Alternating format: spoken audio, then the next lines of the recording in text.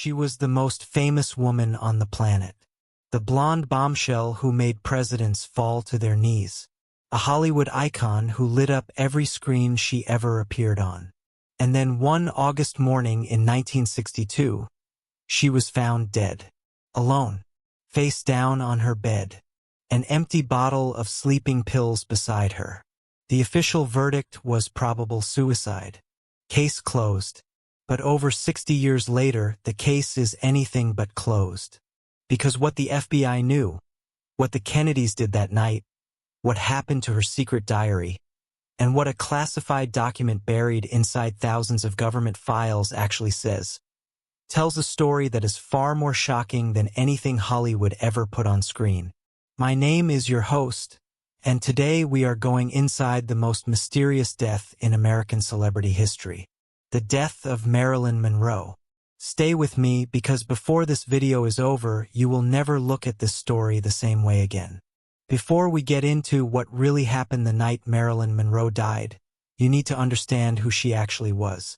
Not the icon, not the image, the real woman. Because the real story only makes sense when you understand how dangerous she had become to the most powerful men in America. Marilyn Monroe was born Norma Jean Mortensen on June 1, 1926, in Los Angeles, California. Her childhood was anything but glamorous. Her mother suffered from severe mental illness and was institutionalized.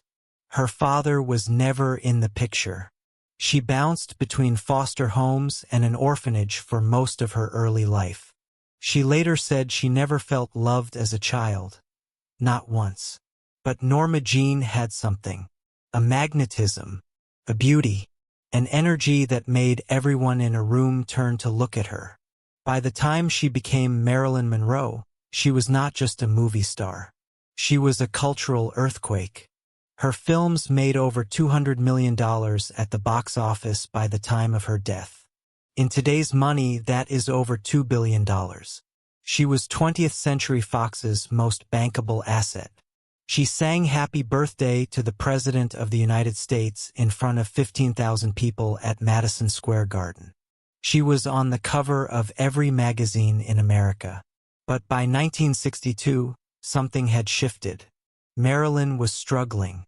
Her third marriage to playwright Arthur Miller had ended in divorce. She had suffered multiple pregnancy losses that devastated her.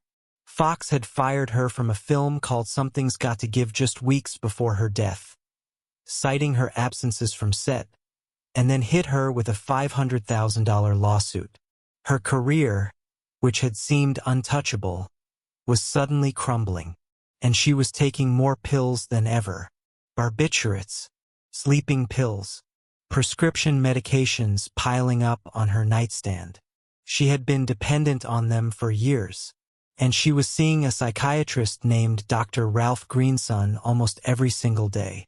She was vulnerable, and vulnerability, it turned out, made her dangerous. Now let us talk about the Kennedys. Because you cannot understand Marilyn Monroe's death without understanding exactly what her relationship with the Kennedy brothers really was. John F. Kennedy, the 35th President of the United States, met Marilyn Monroe through actor Peter Lawford, who was married to Kennedy's sister Patricia. They moved in the same powerful Hollywood and Washington circles. Researchers confirm that the two were intimate at least once. Kennedy's friend and biographer later wrote that it was not romantic, just physical. But the meetings continued, and the FBI knew about every single one of them. J. Edgar Hoover, the director of the FBI, had been wiretapping Marilyn Monroe since 1956. Not because she was a criminal, but because she had married playwright Arthur Miller, who had links to accused communist organizations during the height of the Red Scare. Her FBI file had been open for 6 years by the time she died. But it was not Miller that Hoover was most interested in anymore. It was the Kennedys. Hoover had secret recordings of Marilyn with both John and Robert Kennedy. Private investigators working for various parties had bugged her home in Brentwood.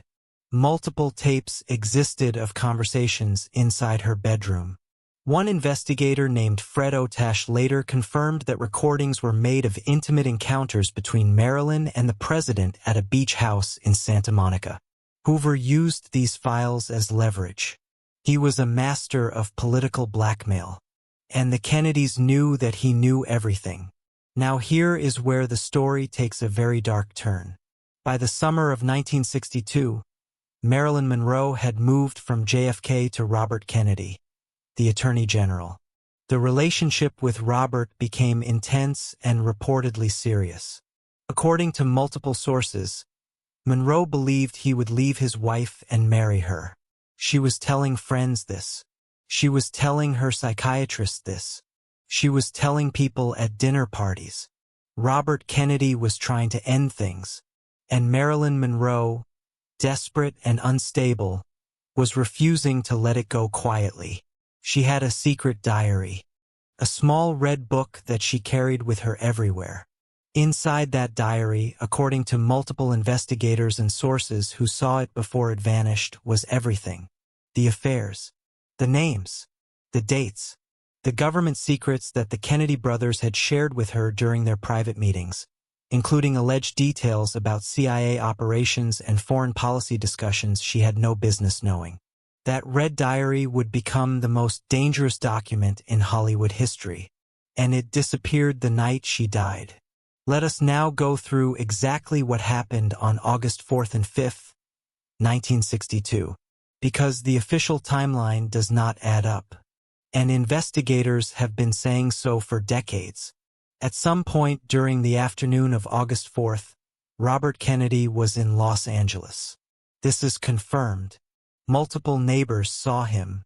The producer of a BBC documentary confirmed he was in the city.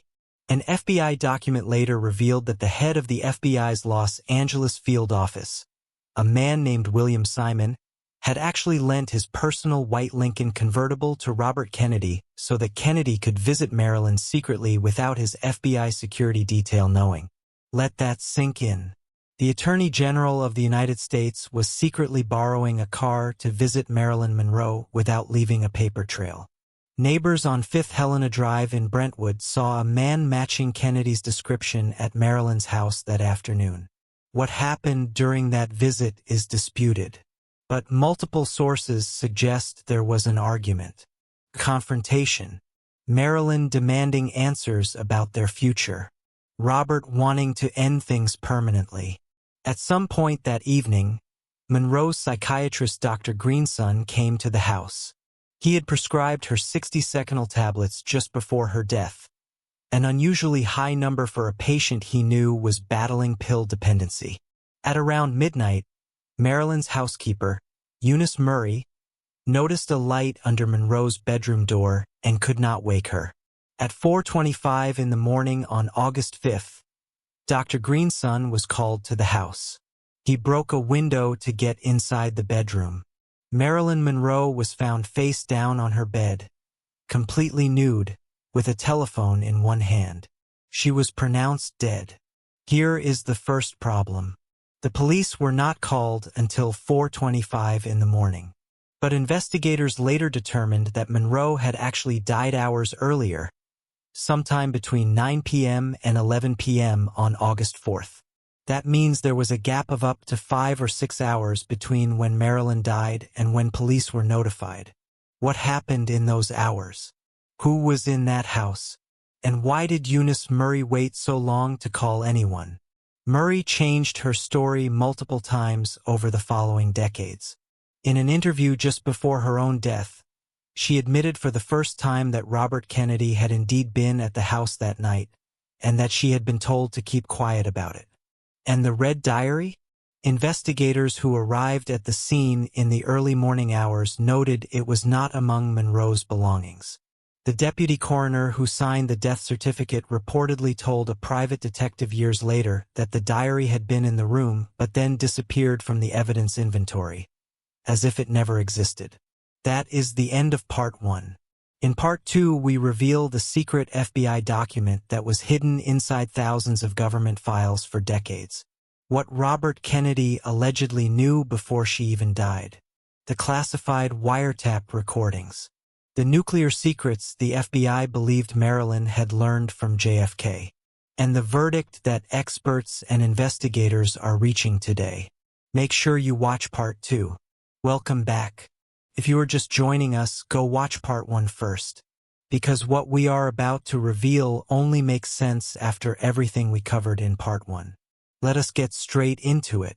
In October 1964, 2 years after Marilyn Monroe's death, a 3-page document landed at FBI headquarters in Washington. It was not written by a journalist. It was not written by a conspiracy theorist. It was compiled by a former special agent of the FBI, working for the governor of California, and forwarded to the director of the bureau by the head of the FBI's San Francisco office. The document was titled simply Robert F. Kennedy, and what it contained was explosive. The document alleged that Peter Lawford, Kennedy's brother-in-law and Hollywood actor, had made what it called special arrangements with Monroe's psychiatrist Dr. Ralph Greene's son. It described a plan in which Monroe, who was known to stage attention-seeking suicide attempts in the past, would be deliberately given the means to appear to fake another suicide. But this time, she would be allowed to die as she reached out for help. The document described Monroe's housekeeper Eunice Murray and Monroe's personal secretary and press agent Pat Newcomb as cooperating in what it called a plan to induce suicide. It stated that on the night of her death, Robert Kennedy had checked out of the Beverly Hills Hotel and flown to San Francisco, where he checked into a hotel owned by a friend, and that from that hotel, he made a phone call to Peter Lawford asking whether Marilyn was dead yet. It then stated that Lawford called Monroe's home, spoke to her briefly, and then called back later to make sure she did not answer. This document was not released by a filmmaker or a tabloid. It was buried inside thousands of pages of government files released under the Freedom of Information Act. It sat unnoticed for years before investigators found it. Now let us be clear. This document is an allegation compiled from sources, not a proven fact. The FBI received it and filed it. The principal people named in it are all deceased. No one has ever been charged with any crime related to Monroe's death. But here is what makes this document impossible to simply dismiss. Almost every specific detail it contains has since been either confirmed or corroborated by separate independent sources. Murray admitted RFK was there that night. Neighbors confirmed seeing him. The FBI confirmed Simon lent his car to Kennedy. And the Red Diary has never been found. Now let us talk about the nuclear secrets, because this is the detail that changes everything about how we understand why Marilyn Monroe may have been considered a genuine national security threat. The FBI had been monitoring Monroe for years because of her association with accused communist sympathizers. But by 1962, the concern had shifted from communism to something far more serious. Both superpowers were in the middle of the most dangerous nuclear standoff in human history. The Cuban Missile Crisis was just weeks away. The CIA was running covert operations against Cuba. The United States and Soviet Union were on the brink of nuclear war. And Marilyn Monroe had been spending private time with the President of the United States and his brother, who was the most powerful law enforcement officer in the country. A 1982 television broadcast, the transcript of which was later published on the CIA's own website, claimed that Monroe had a missing diary that contained government secrets she had learned from her time with the Kennedys.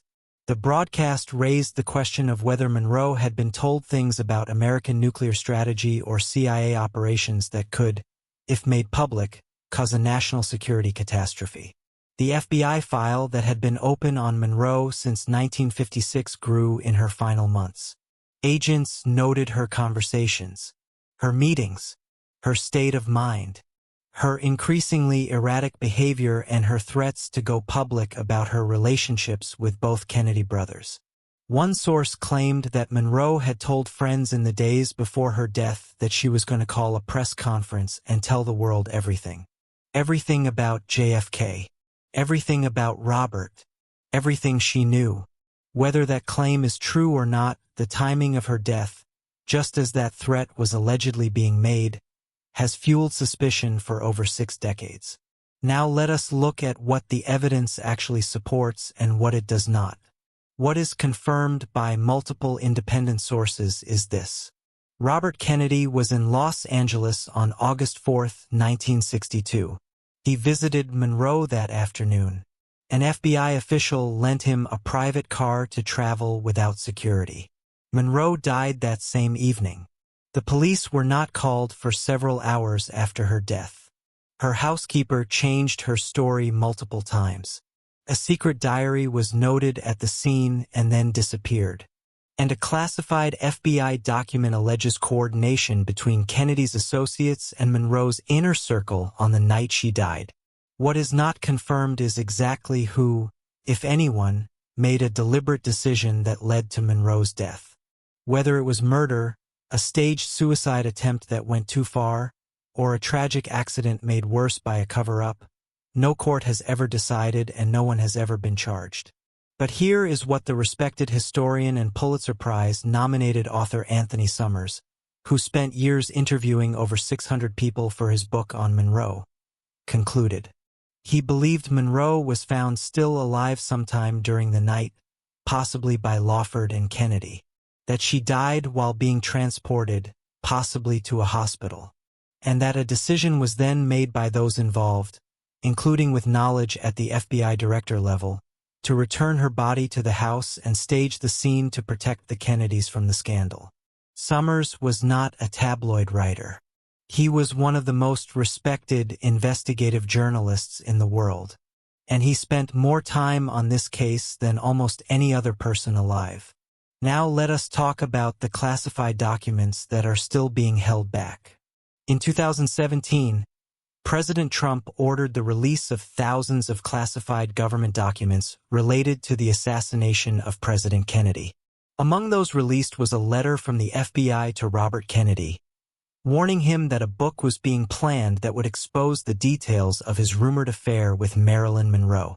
The letter confirmed that the FBI was actively tracking the situation, but 300 pages of the promised documents were kept back, withheld on grounds of national security. Even 60 years later, what is inside those 300 pages? Nobody outside the government knows. And the wiretap recordings. Investigators confirmed that private detective Fred Otash made recordings inside Monroe's home and at the Santa Monica beach house where she met with the president. Otash confirmed this before his death. The recordings captured intimate conversations and encounters. Where are those recordings today? They have never been publicly produced. Some believe they were destroyed. Others believe they still exist somewhere, locked away. What we are left with is a picture of a woman who became too close to too much power, who knew too much, who was too emotional and too unstable and too willing to talk. A woman who had been used by the most powerful men in the country and then discarded when she became inconvenient, and who died under circumstances that, even after 6 decades of investigation, journalism, and government document releases, cannot be fully explained. Marilyn Monroe deserved better than the life she was given. She deserved better than the ending she received. And she deserves better than to have her story buried under decades of official silence. The official cause of death remains probable suicide. But the questions have never stopped. And they never will, until those 300 classified pages are released. Until the wiretap recordings are produced. Until someone, somewhere, finally tells the complete truth about what happened on 5th Helena Drive on the night of August 4, 1962. If this video gave you a fuller picture of one of Hollywood's greatest unsolved mysteries, please share it. Every share helps this story reach more people. Subscribe if you are new to this channel. We cover the shocking secrets and untold truths behind the celebrities America grew up loving.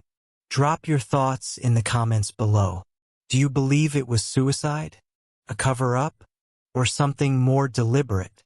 I want to read every single response. See you in the next one.